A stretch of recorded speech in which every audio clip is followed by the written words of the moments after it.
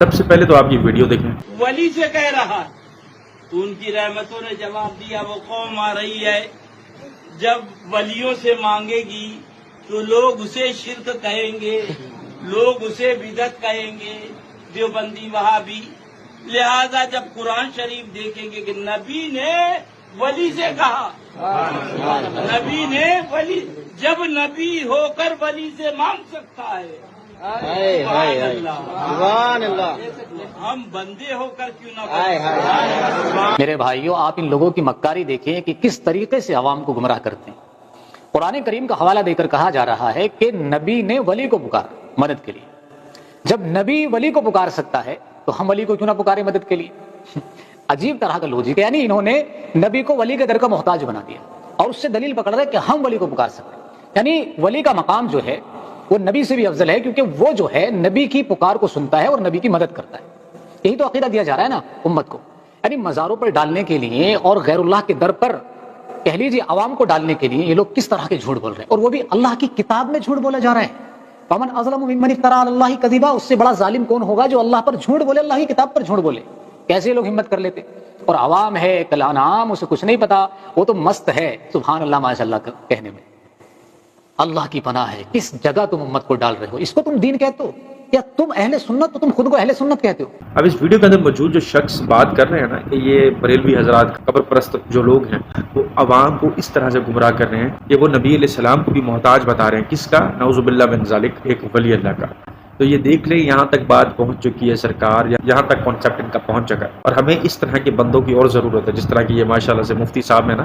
میں کہتا ہوں کہ اب سوشل میڈیا کا دور ہے، میڈیا کا وار چل رہا ہے، تو اس وار کا حصہ بنیے. جہاں کہیں جہالت دیکھیں، قبر پرستی دیکھیں، وہاں موبائل اٹھائیں، کیمرہ آن کریں، ویڈیو بنانا شروع کر دیں. میں کہتا ہوں یہ دم دبا کے بھاگ جائیں گے، سانس لینا مشکل ہو جائے گا ان کے لیے. ورنہ تو ویسے بھی ہے نا، ویسے بھی ہم نے 60 50 40 سال کی عمر گزار کے اس دنیا سے جانا ہے، تو خیر وہ کام کر کے تو جائیں کہ اللہ تعالیٰ اور نبی پاک صلی اللہ علیہ وآلہ وسلم ہم سے راضی ہو جائے. حاصل امت تو ہم ہیں کہ جہاں سب شامل ہے، سب کا اجماع ہے. پھر ایک اعتراض یہ بھی ہوتا ہے صاحب کہ اگر تم اتنے سچے ہو اور جب تم حق پر ہو، بھائی اتنے حق کا دعویٰ کرتے ہو اور الحمدللہ ایسے دعویٰ کرتے ہیں کہ ہم کہتے ہیں بھائی ہم جنت میں جائیں گے، اور وہابی سے بولو کیا جی اس بارے میں آپ کا کیا خیال ہے؟ وہ تو اب اللہ ہی جانتا ہے، واللہ عالم. لیکن ہمارے یہاں کے گناہگار بھی سنی ہوتا ہے نا، سب لوگ کیوں میاں گناہ کرتے ہو؟ ارے بھائی چھوڑ یار، میرے گناہ کو مت دیکھ، رسول اللہ کا امت کی حضور بخشوا لیں گے، جنت میں ہی جاؤں گا. یعنی اس کو جنت میں جانے کا یقین ہے. سنی اگر رنڈی کے کوٹھے پہ مرے تب بھی جنت میں جائے گا. ہم بھی جنت میں جائیں گے. جو کمبخت جمعہ نہیں پڑھتا، ہاں جمعہ ہی نہیں پڑھتا، وہ بھی سینہ ٹھوک کے کہتا ہم بھی جنت میں جائیں گے. کیا کانفیڈنس آپ کو ہے؟ نام اعمال میں سب گول گول ہے، ہم ہی جنت میں جائیں گے.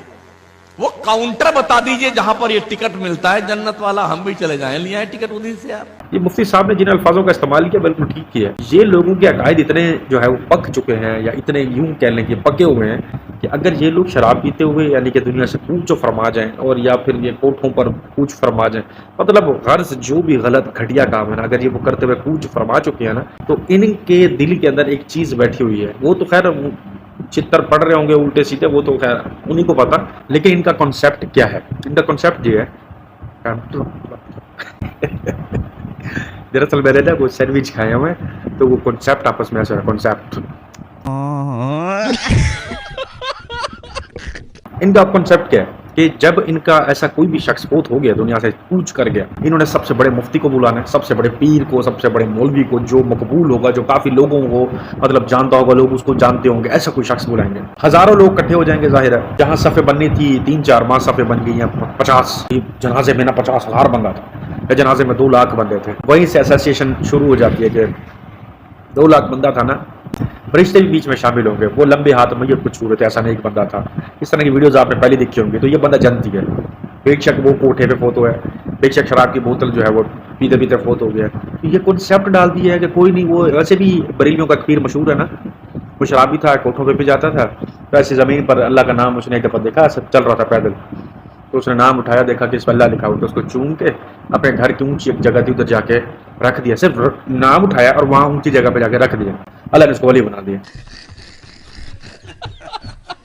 जिस तरह वो एक तवाइफ भी इन्होंने मशहूर की हुई है बरेलवियों ने कि वो कुत्ते को प्यासा था, उसको अपने जूती में पानी पिलाया। जब वो मरी तो उस दिन 27वीं की रात थी, जब वो मतलब वो तवाइफ फोत हुई ना तो 27वीं की रात थी।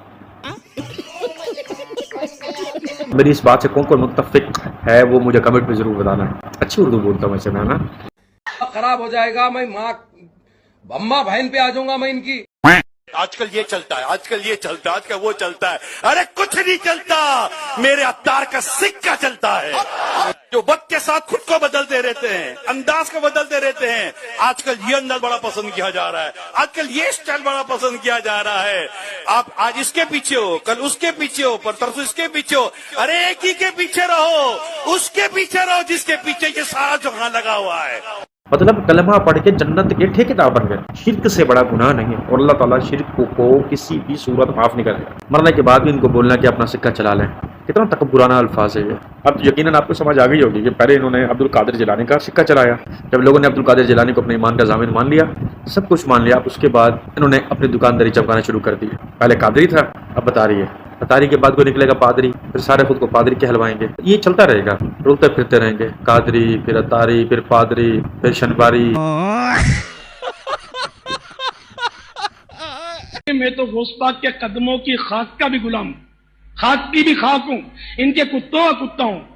कुत्ता जो है ना कुत्ता, उससे किसी ने पूछा कि तू खड़े होकर तू टांग उठा के पेशाब क्यों करता है? उसने कहा छींटे ना पड़ जाए। यानी उसका ख्याल यह है कि छींटे पड़ेंगी तो मैं नापाक हो जाऊंगा, पेशाब की छींटे नहीं पड़ेंगी तो मैं नापाक नहीं हूंगा। गटर का पानी पीने से वो नापाक नहीं होता, सारा दिन गटर में घुसा रहेगा वो नापाक बोलो नहीं।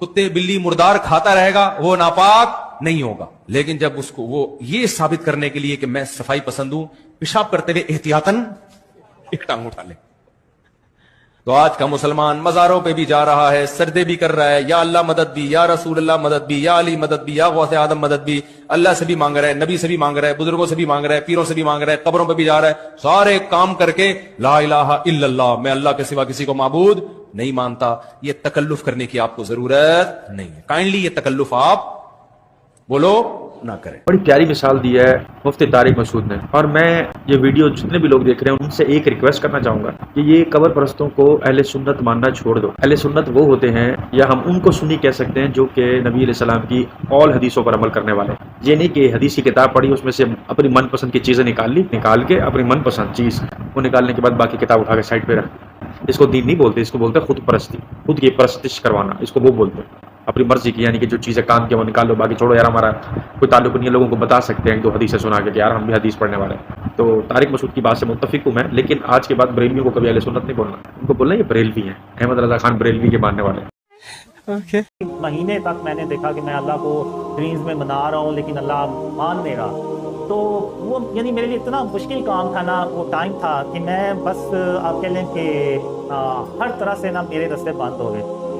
तो अब ये वो वक्त था कि जब मेरे ज़हन में अल्लाह ने एक बात डाली, और वो फिर मैंने उस पर गौर किया और मैंने कहा कि हाँ, अगर मैं ये काम करूं तो अल्लाह मेरे लिए ज़रूर रास्ते खोलेगा। और वो ये था कि मैंने कभी ज़िंदगी में ना अल्लाह को रहमान कह के नहीं था बुलाया। तो 2007 में मैंने पहली बार अल्लाह को ना रहमान कह के बुलाया। तो वो एक दुआ थी, जैसे वो यूनुस अलैहिस्सलाम की दुआ है, ला इलाहा इल्ला अंता सुब्हानका इन्नी कुन्तु मिनज़ ज़ालिमीन। तो इस तरह की वो एक दुआ थी।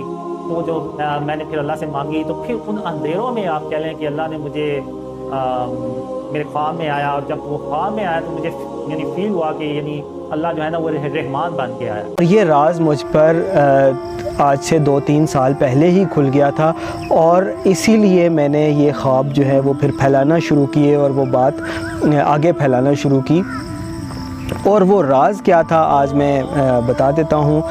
वो राज ये था कि ये शख्स जो है ये फ्यूचर में आगे जाकर इमामुल महदी हो सकता है। अल्लाह ताला की तरफ से मोहम्मद कासिम बिन अब्दुल करीम को इमामुल महदी वाला मुकाम, इमामुल महदी का मुकाम मिल सकता है। और यही वजह है कि इनको ख्वाबों में दिखाया जा रहा है कि वो ग़ज़वा हिंद को लीड कर रहे हैं, और फिर सारी उम्मत मुस्लिमा को ایک جگہ پر کمبائن کر کے ایک امت اور ایک ملک جو ہے وہ ان کی قیادت میں بن رہا ہے۔ پھر یہ بھی دکھایا گیا کہ جب 6-7 سال کا امن ہو جاتا ہے اس کے بعد دجال ظاہر ہو جاتا ہے۔ اب یہ جو آخری ویڈیو آپ نے دیکھی یہ ان کا نام ہے جی محمد قاسم، اور یہ آج کل جو ہے وہ اپ کمنگ جو ہے وہ امام مہدی کو واضح کروا رہے ہیں، بکواسات کرتے ہیں یہاں پہ آگے کہ مجھے چاند سورج دکھتے ہیں اور نبی علیہ السلام میرے خواب میں آئے ہیں اور مجھے کہنے لگے کہ تم ہمارے چراغ ہو، تم لوگوں کے کام آؤ گے، لوگوں کی تم اصلاح کرو گے اور تم ہی وہ ہو جس کا انتظار تھا۔ اس طرح کی بکواسیں کرتا ہے۔ بات تو صحیح ہے۔ نبی علیہ السلام کا جو بھی کوئی خواب کے ریلیٹ ذکر کرے یاد رکھیے گا وہ صرف آپ کو ہراس کرنا چاہ رہے ہیں، کیونکہ ہم نبی علیہ السلام کے نام پہ جان قربان کر بھی سکتے ہیں، کسی کی لے بھی سکتے ہیں، اپنی جان دے بھی سکتے ہیں۔ انہی چیزوں کا استعمال کر کے اس طرح کے جو ہے نا گنجے مہدی حسن بہت آئیں گے، تو آپ نے ان پر ایمان نہیں لانا۔ شکل دیکھیے اس کی، اگر آپ تھوڑا سا غور و فکر کریں نا تو 75 دکانیں پان اور سگریٹ والی ایسی ہوں گی جہاں سے جن کی شادی سے پیسے دینے ہوں گے۔ جی کبھی لائی مت بٹانا ہے جب تک اس نے خود کو مہدی حسن ڈکلیئر نہیں کیا۔ تو یار اس طرح کے فتنوں سے بچیں اور ان کو برا بھلا کہنے سے اجتناب نہ کریں، بالکل اجتناب کریں۔ جہاں اس طرح کے ریپر شاپر آپ کو ملے منہ پہ لگائیں دو ٹیٹ کر کے۔ اور نبی کے گھرانے کو اگر آپ لوگوں نے اور ہم یوتھ نے مل کے سپورٹ نہ کیا، کوئی بھی سپورٹ نہیں کرے گا، یہ میری بات یاد رکھیے گا۔ مولوی سب اس چیز کی سپورٹ نہیں کر سکتا، یہ آپ کو پتہ چل چکا ہے۔ وہ اگر ان چیزوں کو روکتا ہے تو ان کی اپنی دکانداری خراب ہوتی ہے۔ تو یہ آپ کو مجھے نوجوانوں کو مل کے یہ کام کرنا پڑے گا، میری بہنیں بھی اور میرے بھائی تمام جتنے بھی ہم لوگ ہیں۔ اگر آج ہم چھوٹا چھوٹا کر کے نا ایسی تیسی کی پھرتے جائیں نا، ہر بندہ ویڈیو بنائے، میں تو کہتا ہوں ویڈیو بنانا شروع کر دو، ایک دن ایسا آئے گا اس طرح کے شاپر ریپر سارے ختم ہو چکے ہوں گے، اور ایک دن ایسا آئے گا کہ ہم ایک دوسرے کی آنکھوں میں آنکھیں ملا کر کہہ رہے ہوں گے کہ الحمدللہ وی آر دیئر، کہ ہم نے اس طرح کے شاپروں کو ہم اپنے ملک سے اپنے اسلام سے ختم کر دیا۔ اس بارے میں بھی آپ کا کیا خیال ہے وہ مجھے کمنٹس میں ضرور بتائیے گا۔ یہاں تک یہ ویڈیوز تھی کیسی لگی یہ آپ نے کمنٹ میں ضرور بتانا ہے۔ اپنا رکھیے گا بہت سارا خیال، دیجیے گا ٹیک کو اجازت، اللہ حافظ۔